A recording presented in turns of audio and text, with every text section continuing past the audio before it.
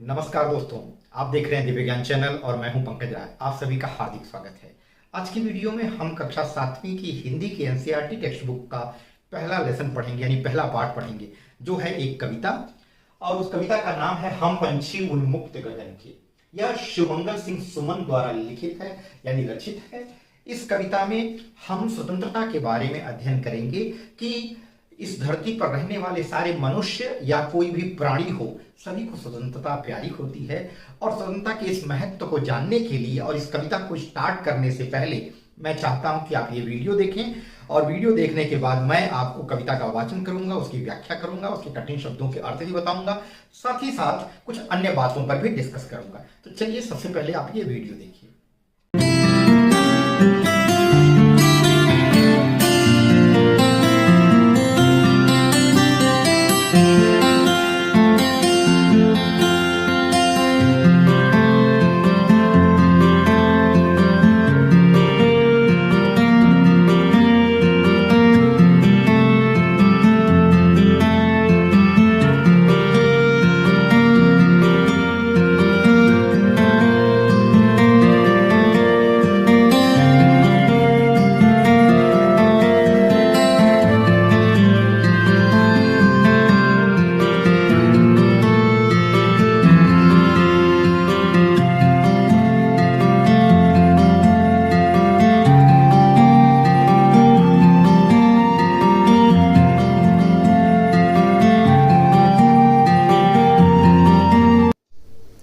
तो बच्चों, आप लोगों ने इस वीडियो को देख करके अच्छी तरह से समझ लिया होगा कि इस वीडियो में पक्षियों की स्वतंत्रता के बारे में बताया गया है।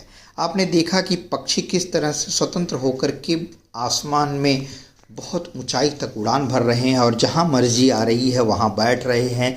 जिस पेड़ या पौधे पर इच्छा हो रही है उस पौधे पर उड़ करके जा कर के बैठ रहे हैं, और जहां का पानी उन्हें अच्छा लगता है वहां बैठ करके पानी पी रहे हैं, बहती हुई नदी का पानी पी रहे हैं, जो मर्जी आ रही है वो खा रहे हैं और अपनी इच्छानुसार जी रहे हैं।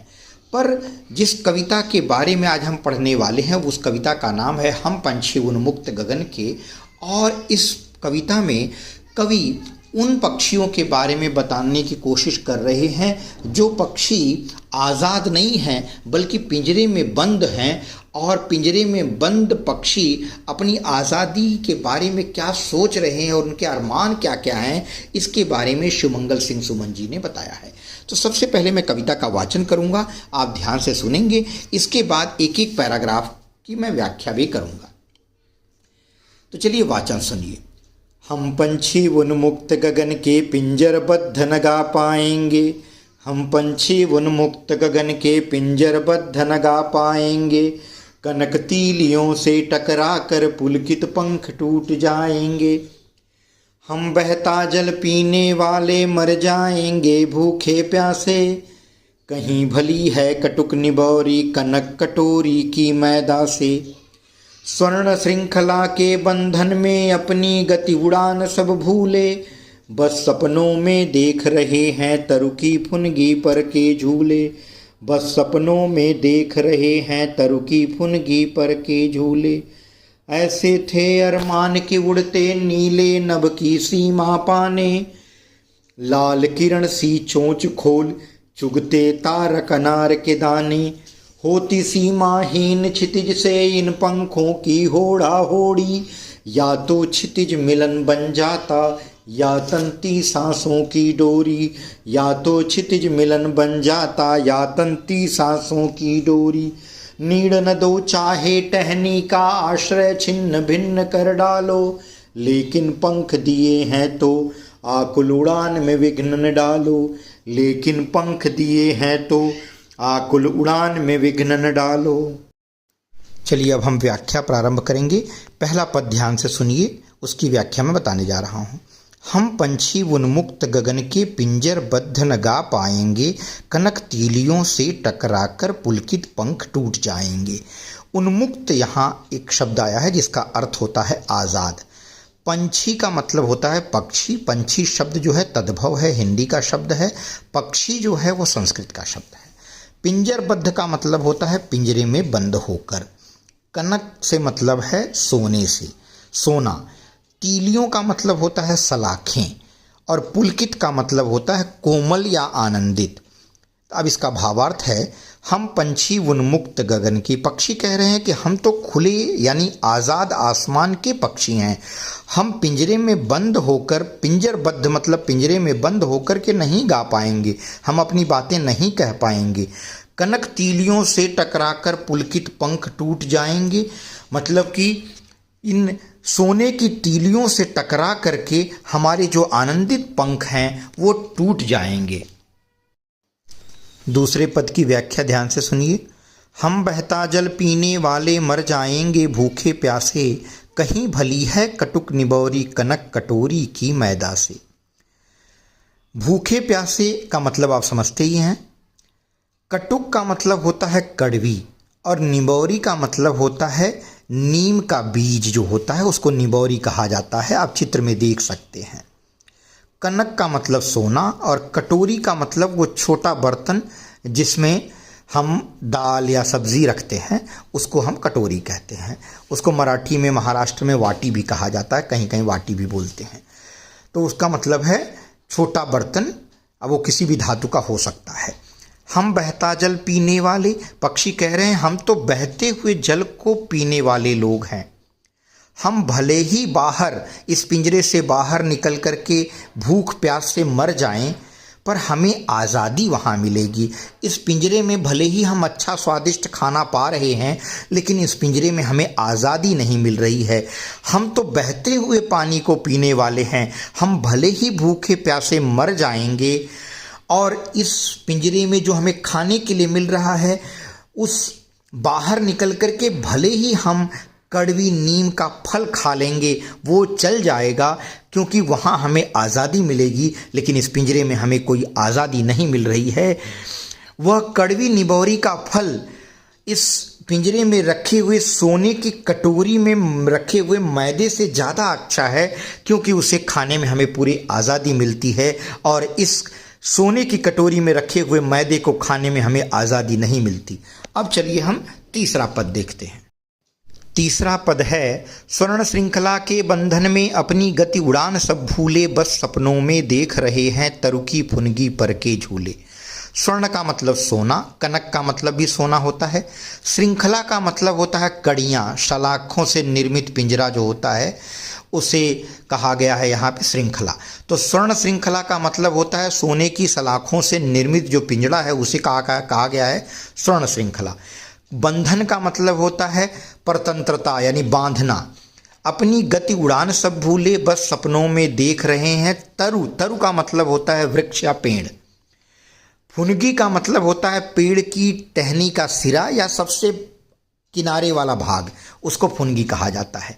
अर्थ समझिए, स्वर्ण श्रृंखला के बंधन में पक्षी कह रहे हैं कि सोने की सलाखों से निर्मित पिंजरे में के बंधन में बंध करके हम अपनी सब गति और उड़ान भूल गए हैं। इस सोने से बने हुए पिंजरे में बंद होकर के हम अपनी गति और उड़ान सब भूल गए हैं।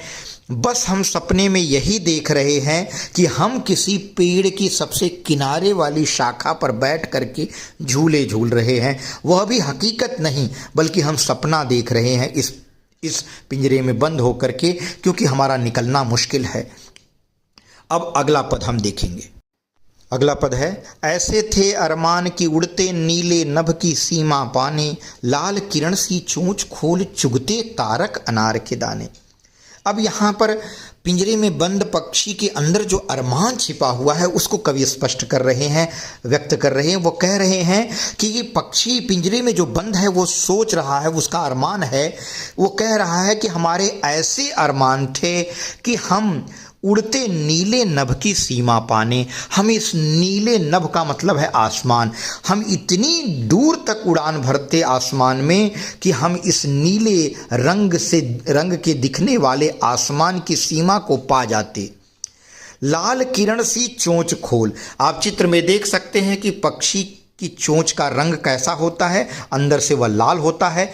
तो वो कह रहे हैं कि लाल किरण सी, यहाँ पक्षी की चोंच का रंग इसकी तुलना जो है किरण, सूर्य की किरणों से की गई है कि वो लाल किरण के जैसी दिखने वाली अपनी चोंच को खोल करके चुगते तारक अनार के दाने। वो क्या चीज़ चुगते? वो तो ज़मीन पर है नहीं कि दाने या कोई कीड़े मकोड़े खाते या उनको चुगते। अब वो किस चीज़ को चुगने की बात कर रहे हैं? तारक मतलब तारे, जो आसमान में तारे दिखाई दे रहे हैं वो उनको चुगने की बात कर रहे हैं। वो कह रहे हैं कि जो अनार के दाने के जैसे, अनार जो एक फल होता है, जब उसको काटते हैं तो उसमें छोटे छोटे लाल रंग के दाने दिखाई देते हैं। वो कह रहे हैं कि जो आसमान में ये तारे दिखाई दे रहे हैं जो अनार के दाने के जैसे हैं, इनको, इन तारों को हम चुगते, हमारे ऐसे अरमान थे। तो ऐसे थे अरमान की उड़ते, नीले नभ की सीमा पाने, लाल किरण सी चोंच खोल, चुगते तारक अनार के दाने। तो मैं समझता हूं यह स्पष्ट हो गया होगा। अब हम 5वां पैराग्राफ देखेंगे। 5वां पद है, होती सीमाहीन क्षितिज से इन पंखों की होड़ा होड़ी, या तो क्षितिज मिलन बन जाता या तंती सांसों की डोरी। कवि कह रहे हैं कि पक्षी कह रहे हैं कि होती सीमाहीन क्षितिज से, क्षितिज उस जगह को कहते हैं जहां पर धरती और आकाश मिलते हुए प्रतीत होते हैं, आभास होता है, उसको क्षितिज कहा जाता है। वो कह रहे हैं कि इस सीमाहीन क्षितिज से, ऐसा क्षितिज जिसकी कोई सीमा नहीं है, ऐसे सीमाहीन क्षितिज से हमारे इन पंखों की होड़ा होड़ी होती। होड़ा होड़ी का मतलब एक दूसरे से आगे बढ़ने की चाह, प्रतिस्पर्धा, कंपटीशन होता। और या तो क्षितिज मिलन बन जाता या तंती सांसों की डोरी। तंती सांसों का मतलब है प्राणांत के समय यानी मृत्यु के समय जो टूटती हुई सांसें हैं, जो सांसें फूल जाती हैं यानी कि तेजी से आने लगती हैं, उनको कहा गया है तंती सांसों की डोरी। तो वो कह रहे हैं कि या तो ये क्षितिज मिलन बन जाता, हम इतनी लंबी उड़ान भरते कि या तो इस क्षितिज को पा जाते और या तो इसको पाने की चाह में हमारी सांसें टूट जाती, अर्थात हमारा प्राणांत हो जाता। अब आखिरी पद हम पढ़ेंगे। अंतिम पद है, नीड़ न दो चाहे टहनी का आश्रय छिन्न भिन्न कर डालो, लेकिन पंख दिए हैं तो आकुल उड़ान में विघ्न न डालो। अब इस पद में क्या कहना चाह रहे हैं पक्षी? पक्षी कह रहे हैं कि भले ही हमें नीड़ न दो, नीड़ का मतलब है घोंसला, आप लोग हमें भले ही रहने के लिए, घोंसला बनाने के लिए जगह मत दो। चाहे टहनी का मतलब टहनी पर, किसी पेड़ की शाखा पर घर बनाने के लिए, घोंसला बनाने के लिए आप हमें जगह भले ही मत दो, हमारे आश्रय को, हमारे सहारे को छिन्न भिन्न कर डालो, मतलब नष्ट भ्रष्ट कर डालो, लेकिन पंख दिए हैं तो आकुल उड़ान में विघ्न न डालो। लेकिन अगर ईश्वर ने हमें पंख दिए हैं तो हमारी इस आकुल उड़ान, मतलब उड़ने की जो अधीरता है, व्याकुलता है, बेचैनी है, उस बेचैन उड़ान में विघ्न मत डालो, बाधा मत डालो, रुकावट मत डालो। तो मैं समझता हूँ आपको भावार्थ अच्छी तरह से समझ में आया होगा और यह कविता अच्छी लगी होगी। अगली वीडियो में एक नए विषय के साथ मैं फिर मिलूँगा, तब तक के लिए बहुत बहुत धन्यवाद।